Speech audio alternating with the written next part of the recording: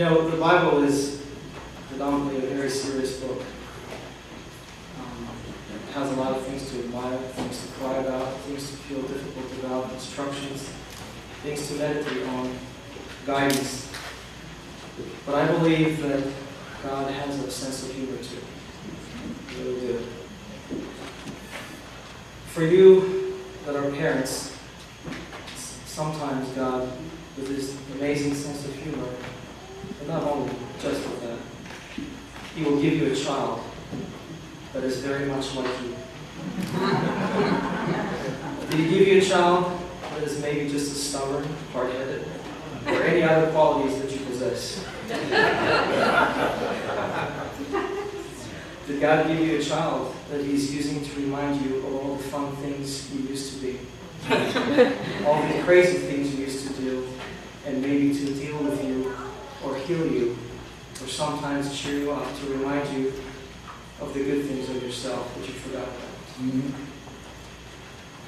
My friends, I was blessed undeservedly so with 4 very different children who possess great gifts and abilities, and I can't wait to see what they will do for His kingdom. And I love them all equally. One child out of them all, though, forces me to remember myself when I was a kid. And for you who know me, most of my childhood was not fun at all, but I did some interesting and funny things, and good moments that bring a smile to my face. And his life so far remind me of those moments. For some reason from his birth, which I will get into in the end, we had a lot of heart-racing moments, and now I finally know how my mom felt when I was growing up.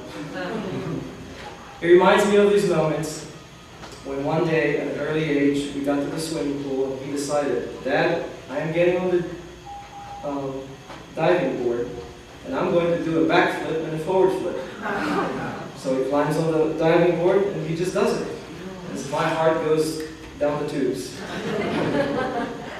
Or we went jogging one day and he was racing his bike behind his grandparents' house and he crashed into their dog, flew off the bike, crashed into the hard asphalt, was laying there unconscious as I was racing to him, taking him up in my arms, trembling, trying to desperately bring him back to consciousness.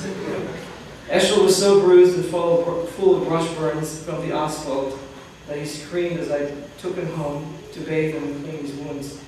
I laid him on the couch after bath. My heart goes out for his pain, and I said, "What can I do for you, son?" And he said, "I want Shrek."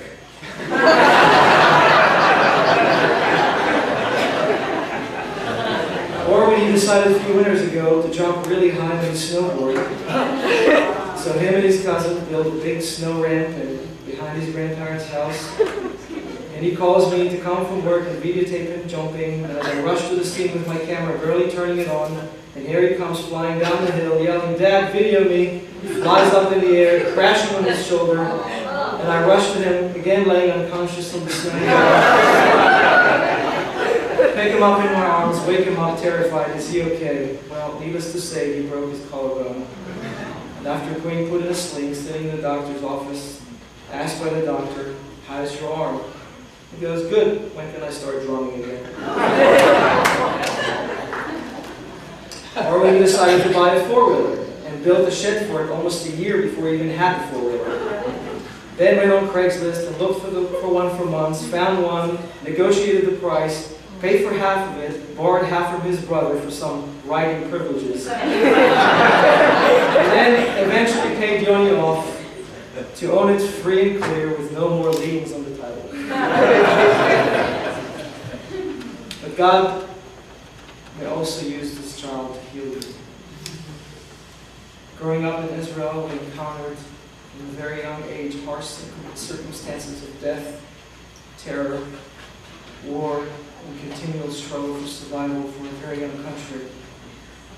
Unfortunately, as I was serving in the IDF during the time of the 1982 war, full of hatred and revenge and the loss of some of my best friends at times in front of my eyes, I took many of my enemies' lives.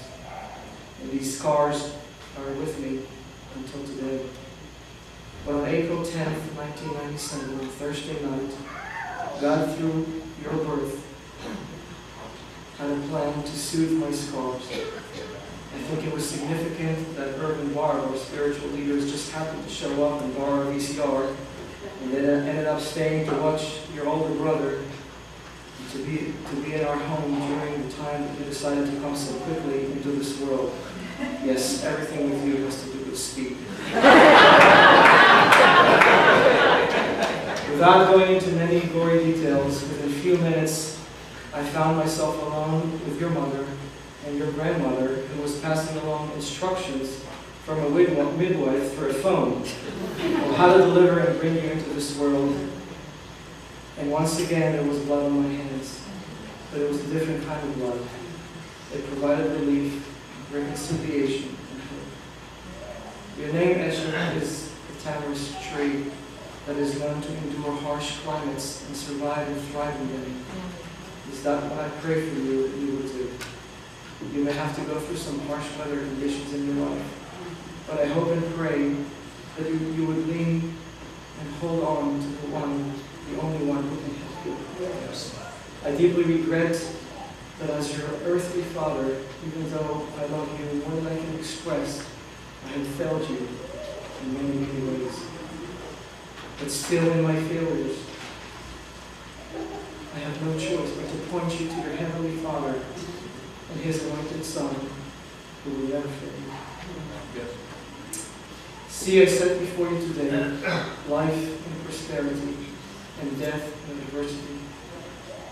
In that I command you today to love the Lord your God, walk in His ways, and to keep His commandments and statutes and His judgments, that you may live and multiply, and that the Lord your God may bless you in the land where you are entering to possess it. And I have to add one last thing from one of the songs of one of your favorite bands. It all comes down to this: you take your best shot. You might miss, you take it anyway. You're going to make your move today. Got the will, you'll find a way to change the world someday. Grab this moment before it's gone. Today is your day.